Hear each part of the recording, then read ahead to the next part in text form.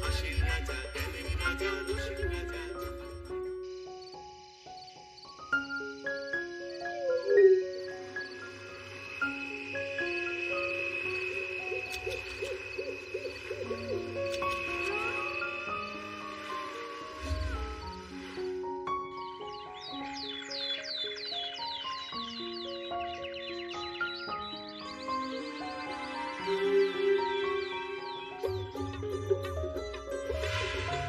দূর দূর, হঠাৎ করে কেন যে এত চুল ঝরছে বুঝতেই পারছি না। কতদিন হয়ে গেল চুল ওঠা আর থামছেই না। না, এমন হতে থাকলে তো মাথায় টাক পড়ে যাবে। না, আজ রাজবৈদ্যের কাছে পরামর্শ নিতে হবে। কি ব্যাপার মহারাজ, আজ আপনাকে এমন চিন্তিত দেখাচ্ছে কেন? জীবনে বড় দুঃখ গোপাল, মন মেজাজ একদম ভালো নেই।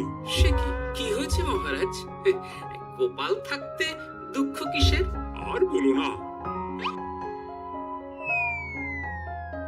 মাথার চুলগুলো আজকাল ঝড়ে পড়া পাতার মতো পটপট করে ঝরে যাচ্ছে। আমি তো জানি কেন এমন হচ্ছে, কিন্তু এখনই মুখ খুললে চলবে না। আর একটু বেশি বিপদ বাড়লে তখন মাঠে নামবো। তাই বলুন। এ তো খুব ছোট ব্যাপার, চুল ঝরলে টাক পড়বে, আর সেটা পড়া কত ভালো জানেন? কথায় আছে, যত বড় টাক তত বেশি টাকা। তুমি চুপ করো তো বাবু।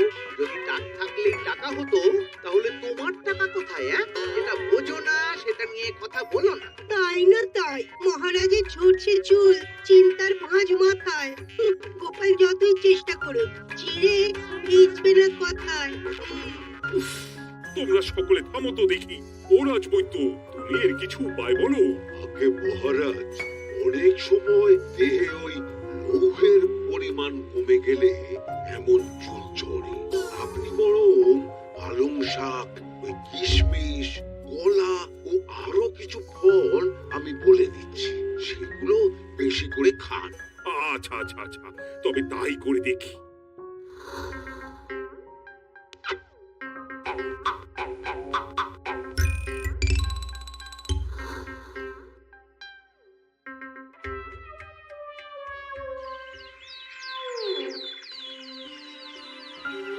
ও রাজবৈদ্য, তোমার কথা মতো শাক পাতা ফলমূল সবই তো খেলাম, চুল ঝরা বন্ধ তো হলোই না। জানতামই এমন হবে। কিন্তু মহারাজ, এমনটা তো হওয়ার কথা নয়। কিন্তু হচ্ছে তো। আরে আমার সাধে চুল কোথায় চলে গেলি সব? এর জন্য তুমি দায়ী। তুমি এর জন্য শাস্তি পাবে বৈদ্য।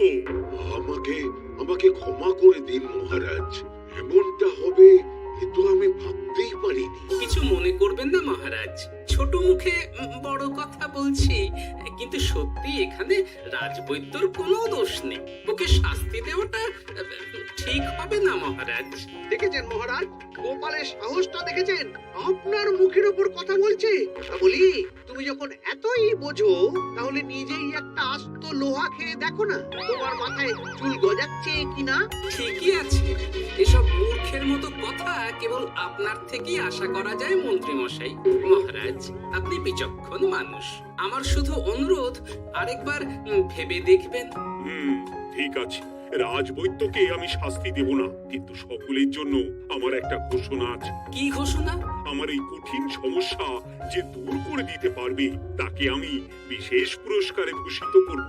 এই তো পেয়েছি, এই সুযোগ কোনোভাবেই হাতছাড়া করা চলবে না। এবারের সমস্যাটা সত্যি বেশ কঠিন। কি করলে যে মহারাজের চুল পড়া বন্ধ হবে সেই উপায় মাথাতেই আসছে না। হঠাৎ করে কেন যে এমন হলো কে জানে।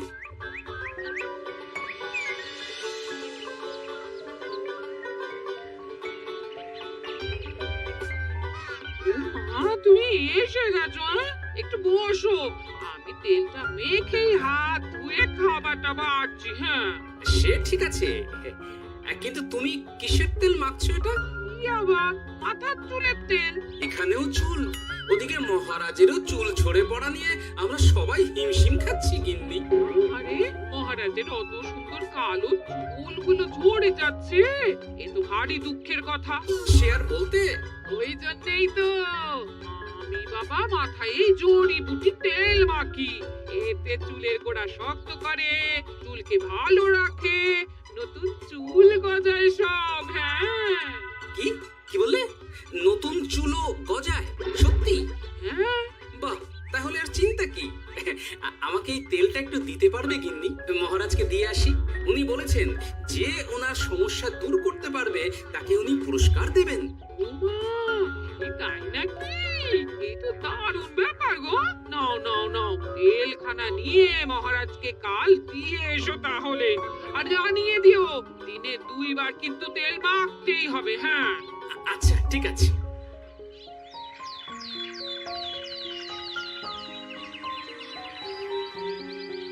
কোনো উপায় খুঁজে পেলে তোমরা? আগে মহারাজ, আমি আপনার জন্য নকল চুল বানিয়ে এনেছি। যতদিন আপনার চুল পড়া বন্ধ না হচ্ছে ততদিন আপনি এটা পরে ব্যবহার করতে পারেন। সে তো বুঝলাম, কিন্তু নকল চুল তো আর আসল চুলে জায়গা নিতে পারবে না বিজ্ঞানী। আসল চুলের কথা ভেবে আমি আপনার জন্য কেশুত্তে পাতা এনেছি মহারাজ। আচ্ছা বেশ। তা গোপাল, খুব তো আগের দিন বকবক করছিলে, তুমি কি এনেছো শুনি? সেটা যথাসময়ে দেখতে পেয়ে যাবেন মন্ত্রী মশাই। এটা জড়িবুটি তেল মহারাজ। আমি এটা আপনার জন্য এনেছি। এতে নতুন চুল গজায় আর চুলের স্বাস্থ্য ভালো হয়। আমার গিন্নিও ব্যবহার করে এটি, তবে দিনে 2 বার করে মাখতে হবে, তাহলেই ভালো ফল পাবেন মহারাজ। বাবা, তাহলে তুমি কেন মাখো না? আচ্ছা, আপনার সমস্যাটা ঠিক কোথায় বলুন তো মন্ত্রী মশাই? মহারাজের জন্য কিছু আনলেও কথা শোনান, না আনলেও কথা শোনান। সত্যি তো মন্ত্রী, কেন তুমি সব সময় গোপালের পিছনে পড়ে থাকো বলো তো? এরা তো তাও সবাই কিছু না কিছু আমার কথা চিন্তা করে এনেছে, তুমি তো সেটাও করোনি। না, আসলে মহারাজ, আমিও ভাবছিলাম আপনার কথা, কিন্তু থাক, বুঝেছি। আহ, দারুণ। তেলের গন্ধটাও খুব সুন্দর। গোপাল, তোমায় অনেক ধন্যবাদ। আশা করছি ব্যবহার করলে খুব ভালো ফল দেবে। একদম দেবেই মহারাজ। ওর বাবা, ভেবেছিলাম এক হলো আর এক। কোথা দিয়ে যে গোপালটা মাঝখান দিয়ে এসে নাক গলিয়ে ঢুকে পড়ে, খুব শক্ত পুরস্কার নেওয়ার। দেখাচ্ছি মজা।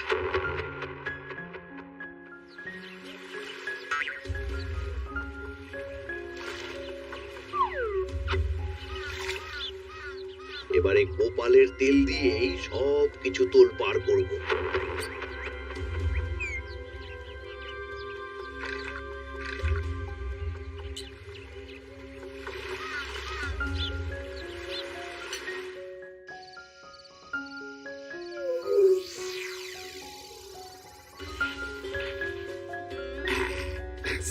হয়ে গেল 2 বার মাখা।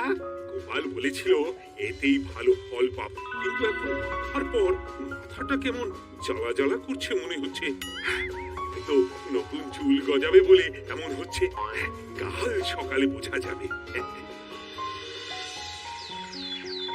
এতক্ষণে বোধ হয় ছোট ছোট চুল গজিয়েই গেছে।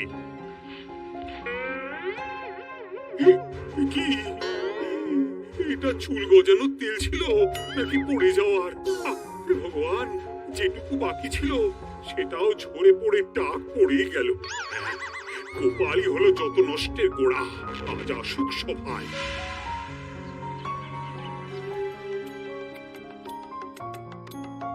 এই যে এখন এলেন উনি। ও কি মহারাজ, আপনি এমন কাপড় মাথায় জড়িয়ে বসে আছেন কেন? তুমি আর এমন প্রশ্ন জিজ্ঞাসা করো না গোপাল, তোমার দয়াতেই মহারাজের এমন অবস্থা। মানে? মানেটা আমি তোমায় দেখাচ্ছি, দাঁড়াও। এই যে গোপালের দেওয়া তেল মেখেই আমার এমন হয়েছে, আর তার জন্য আমি তোমাকে কোনোদিনও ক্ষমা করব না গোপাল। বিশ্বাস করুন মহারাজ, আমার গিন্নিও মাখে এই তেল, কিন্তু এমন কিছু তো এখনো পর্যন্ত ঘটেনি। আমি আর কিচ্ছু শুনতে চাই না। আমার মাথা ভর্তি চুল আমি ফেরত চাই। যতদিন না আমার মাথার সব চুল ফিরে আসছে ততদিন আমি তোমার মুখও দেখতে চাই না। মহারাজ, আপনার কোনো চিন্তা নেই, আমি তো আছি। এবার এই সমস্যার একটা সমাধান আমি করেই ছাড়বো। কি ব্যাপার, মন্ত্রী মশাই এত লাফাচ্ছে কেন? এসবের পেছনে আবার ওনার হাত নেই তো? না, ব্যাপারটা পরে দেখতে হচ্ছে।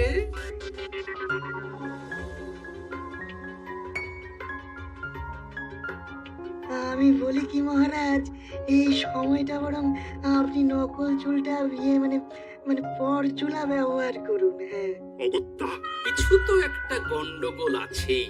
গিন্নিও তো রোজ মাথায় তেল মাখে, কই এমন তো হয় না। মন্ত্রী যদি কিছু করেও থাকে তাহলেও হাতে নাতে ধরবো কিভাবে? ও কি গো গোপাল দাদু, এখন এই সময় তুমি রাজসভা ছেড়ে এখানে? তোদের দাদু আর রাজসভায় যাবে না রে? কি বলছো গো? কেন? আর কেন, বিনা দোষে এমন শাস্তি। তোমায় শাস্তি দিয়েছে, তুমি শুধু বলো কে তোমার সাথে কি করেছে, বাকিটা আমরা বুঝে নিচ্ছি। আচ্ছা, আর বলছি, কৃষ্ণনগরের মন্ত্রী মশাইয়ের বাড়িটা কোন দিকে একটু বলতে পারবেন? কৃষ্ণনগরে নতুন নাকি? আগে তো আপনাকে কখনো দেখেছি বলে মনে পড়ছে না। হ্যাঁ, আমি এখানে থাকি না, আমি এখানে আমার কাজে এসেছি, তাই মন্ত্রী মশাইয়ের বাড়ির ঠিকানাটা যদি একটু বলে দেন। নিশ্চয়ই, এই পথ দিয়ে সোজা চলে যান, তারপর কিছুটা ডান দিকে গেলেই পেয়ে যাবেন। আচ্ছা, অনেক ধন্যবাদ। ভিন গায়ের লোক মন্ত্রী মশাইয়ের বাড়িতে, ব্যাপারটা বেশ সন্দেহজনক লাগছে। এই এই গুলটে নেপলা, তোরা তোরা দুজন একটু আড়াল থেকে দেখতো লোকটা মন্ত্রী মশাইয়ের বাড়িতে ঠিক কি জন্য এসেছে, তারপর আমায় খবর দিস। ঠিক আছে গোপাল দাদু। তোমার আবার এখানে আসার কি দরকার ছিল? আমি তো বলেছি যে আমি ঠিক গিয়ে তোমার পাওনা গন্ডা মিটিয়ে দেবো। মিটিয়ে দেবে? কতদিন হয়ে গেছে জানেন? দেখো, হয় আমার কীটনাশক আর সার সব ফিরিয়ে দিন, নয়তো আমার জিনিসের দাম মিটিয়ে দিন। কীটনাশক, সার আর কি করে ফেরত দেবো বলো? ও তো সব পুকুরের জলে মিশে গেছে। ওসব আমি জানি না, আমার পাওনা গন্ডা মিটিয়ে দিন, ব্যাস। চল চল, এখনই তাহলে গোপাল দাদুকে গিয়ে সব জানাই। চল চল দাদু, ও গোপাল দাদু। তোরা এসে গেছিস? আয় আয় আয় আয় আয়। মন্ত্রী মশাইয়ের মুখ থেকে অনেক খবর পেলাম। তাই নাকি? কি শুনি? মন্ত্রী মশাই ওই লোকটার কাছ থেকে অনেক কীটনাশক সার নিয়েছে, কিন্তু এখনো জিনিসের দাম মেটায়নি। ওই জন্যই তো মন্ত্রী মশাইয়ের উপর লোকটা খুব লেগেছিল, হুমকিও দিয়েছে 1 সপ্তাহের মধ্যে জিনিসের দাম সব মিটিয়ে দিতে হবে। তাই নাকি? কিন্তু কীটনাশক সার নিয়ে মন্ত্রী মশাই কি করবে? সেটা তো বলতে পারবো না দাদু, তবে হ্যাঁ, মন্ত্রী মশাই ওই লোকটাকে বলছিল যে ওই সব কীটনাশক সার পুকুরের জলে মিশে গেছে। কি বললি? পুকুরের জলে? আচ্ছা, এবার দুয়ে দুয়ে 4 করা গেল। অনেক ধন্যবাদ রে তোদের। বল বল, তোরা কি খাবি? কিচ্ছু লাগবে না গোপাল দাদু, তবে ভোলা মায়ের আর মিষ্টি খাওয়ালে। আচ্ছা আচ্ছা। কি করে যে মহারাজকে আসল ব্যাপারটা বোঝাই, কিছু তো একটা উপায় বের করতেই হবে। বলি বাবা, রাজসভায় যেতে হবে না বলে কি সারাদিন এইভাবেই শয়নে শয়নে দিন কাটাবেন বাবা? উপায় পেয়ে গেছি। বুঝলে গিন্নি, আমাকে একটা জায়গায় যেতে হবে, বুঝলে? তারপর ওখানে যদি কাজ হয় তাহলে আগামীকাল রাজসভায় আমি যাব। কিন্তু তুমি যে বলেছিলে তোমার এখন ছুটি। কি আর করি বলো, গুরুত্বপূর্ণ একটা কাজ, তাই যেতেই হবে। আচ্ছা, যাও। ওই গো বিজ্ঞানী। আরে গোপাল যে, বলো। এই যে বিজ্ঞানী, একটা বিশেষ দরকারে তোমার কাছে এলাম, বুঝলে?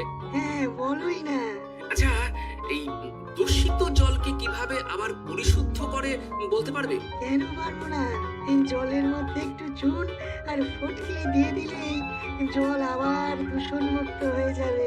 তবে ওগুলো দেওয়ার পর কিছুদিন সেই জলকে ব্যবহার করা বন্ধ রাখতে হবে। হ্যাঁ।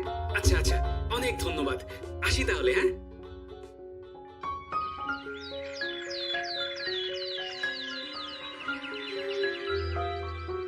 ছায়া পড়েছে, ছায়া পড়েছে। আমি বেশ বুঝতে পারছি তার ছায়া পড়েছে এখানে? কার ছায়া পড়েছে? আজকাল তোর মাথা থেকে অনেক চুল ঝরে পড়ছে, তাই না? আগে হ্যাঁ সাধু বাবা, আপনি একদম ঠিক কথা বলেছেন। ও বাবা, এই আবার কোথা থেকে উদয় হলো? আরে আমি একা গিয়ে সেই স্নানের পুকুর পরিদর্শন করতে চাই। যথা আজ্ঞা বাবা।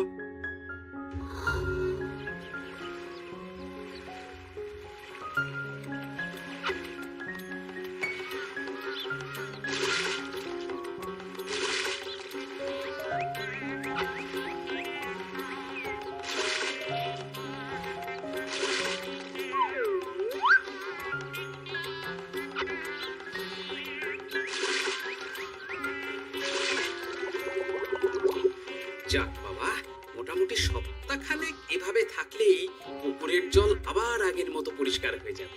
এবার শুধু মহারাজকে একটু বুঝিয়ে বললেই হয়ে যাবে।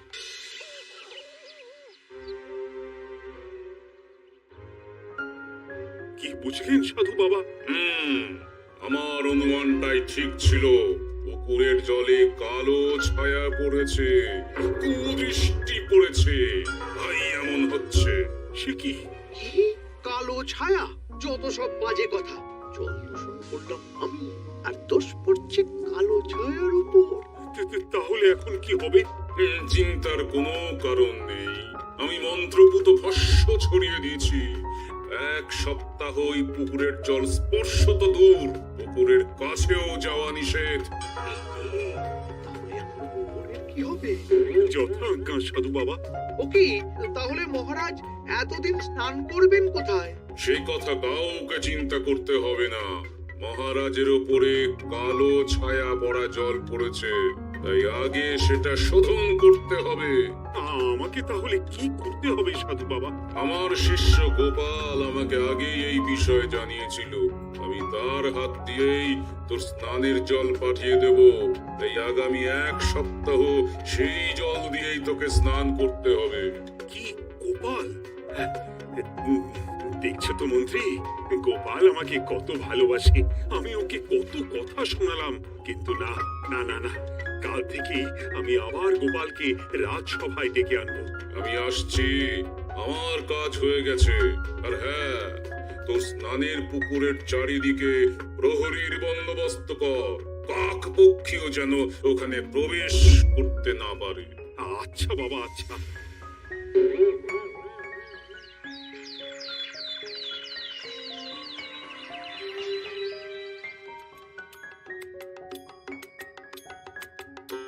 গোপাল, তোমাকে আবার এখানে দেখতে পেয়ে আমার খুব ভালো লাগছে। তোমার গুরুদেব গতকাল এসেছিলেন, কিছু মনে করো না। না বুঝেই তোমাকে অনেক কথা শুনিয়েছে। না মহারাজ, আমি জানি আপনি আমাকে খুব ভালোবাসেন, তাই আমি কিছু মনে করিনি মহারাজ। এই নিন, আমি আপনার স্নানের জল এনেছি। হ্যাঁ হ্যাঁ হ্যাঁ, দাও দাও দাও।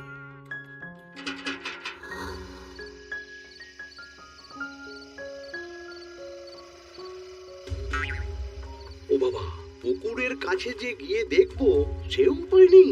চারপাশে প্রহরীতে ভর্তি। তাহলে কি সত্যি সত্যি কালো ছায়া পড়েছে? ভালোই হলো, পাওনাদারকে বলে দেবো কীটনাশকটা জালি ছিল। হি।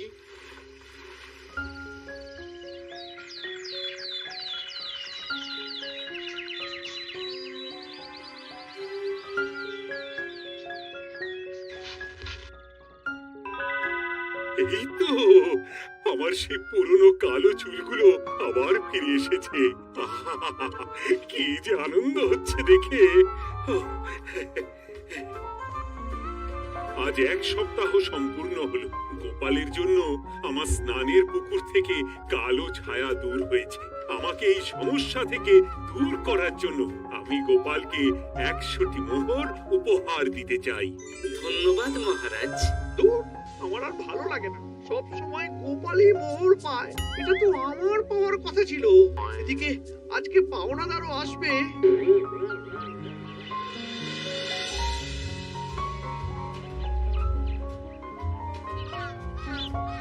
গোপাল দাদু, ওই লোকটা এসে গেছে। আচ্ছা, আসছি।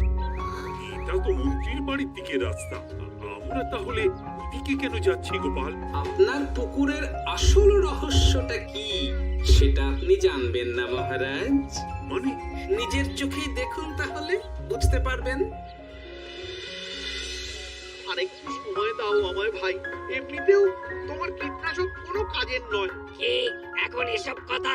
আর একদিনও সময় দিতে পারছি না। একটু বোঝো, একটু। সব আমি মহারাজের পুকুরের জলে মিশিয়ে দিয়েছি। মন্ত্রী, তুমি তাহলে সেই কালো ছায়া? মহারাজ, আপনার পর্দা ফাঁস হয়ে গেছে মন্ত্রী মশাই। তুমি তাহলে সবটা জানতে? একদম প্রথম থেকে। এই রে, খুব জোর ফেসেছি।